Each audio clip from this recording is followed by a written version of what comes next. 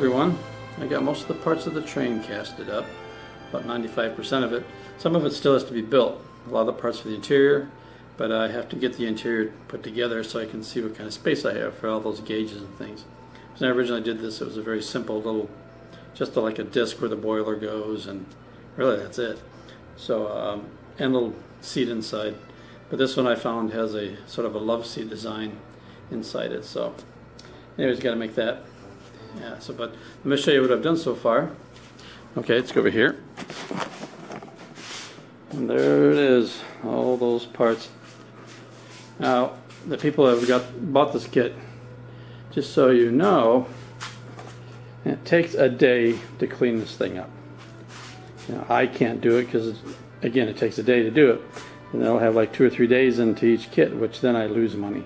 So it's gonna be in your hands to clean it up, so to speak.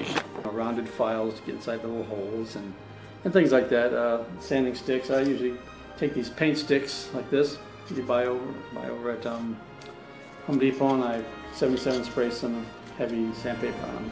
I like them a little better, as well as these little emery board things you can buy over at like the beauty places versus files. Although I did use a lot of filing in this. So just to kind of give you an idea, let me show you this. To kind of give you an idea what you have to look forward to is, see this mess with all this flashing on it? Well, it's kind of necessary to have all that flashing on it, because this is what it ends up looking like.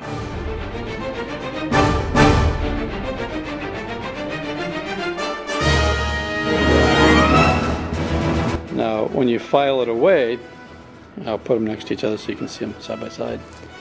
You can kind of see what has to go away. You know, some of the stuff is obviously the thinner stuff. You just needs to be pulled away. I mainly use a file to do it. You know, I'll take a file and just start filing away, and you can just, just kind of, see that you can kind of see for yourself. This little bar here, this goes away. That's the air bleeder hole right there. This bar here, you can see it doesn't have the bar across there. Because this goes up against the boiler, on the top of the, just in front of the cab.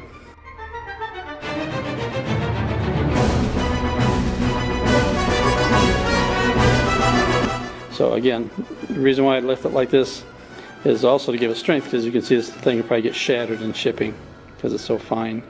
So, but yeah, most of it's pretty rudimentary, like a round, a round file to get these holes here, and just file them out. That's pretty simple.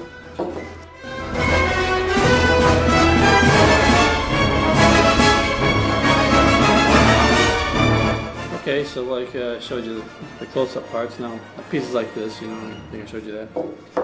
But then you got parts like this, which you don't have to worry too much about, because they get this little piece in front of it like that, as you can see. It basically to hold the wheels into place, as you can see. There's the holes in it. Put the wheels in here. They stretch a little bit, so you can get the wheels in there.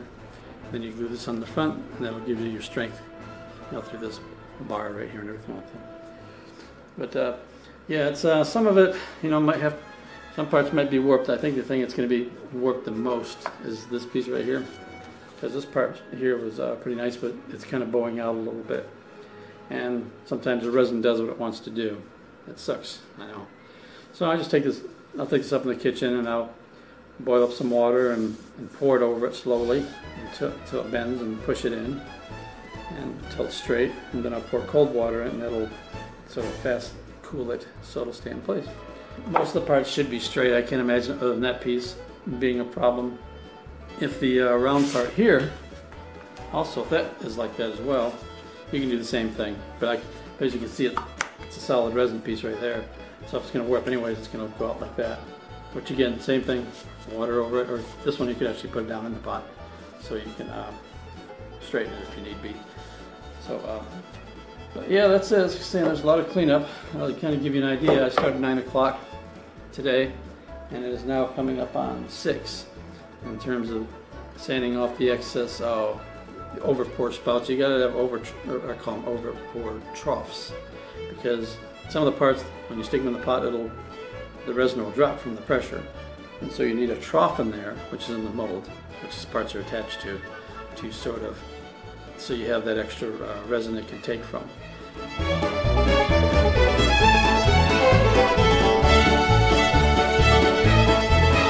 I don't cut those off because, again, time. Yeah, but I know a lot of you know about those already, and it's no big deal for most people. So this guy here is the biggest pain in the ass. See, what I mean by pain in the ass. This is the spiral thing that goes on the top, and this thing is giving me the shits because it's not working like I want it to, and I'm not sure what the hell I'm going to do about this piece. You know, I can't make each one because it took me 2 hours to make this damn thing. You know, so again, life's short, no time. So I'm trying other ways of doing it, and I don't know any other way of doing it, but eventually I'll figure out how to do it where it'll actually work. Thing is, you know, you made a little mold of this and it kind of worked, except there's always going to be bubbles trapped in here, and that's the big problem. So I'll probably go in there and cut the mold, trim the mold in there a little bit, so the bubbles won't be so bad. You know, easy to get to and whittle out.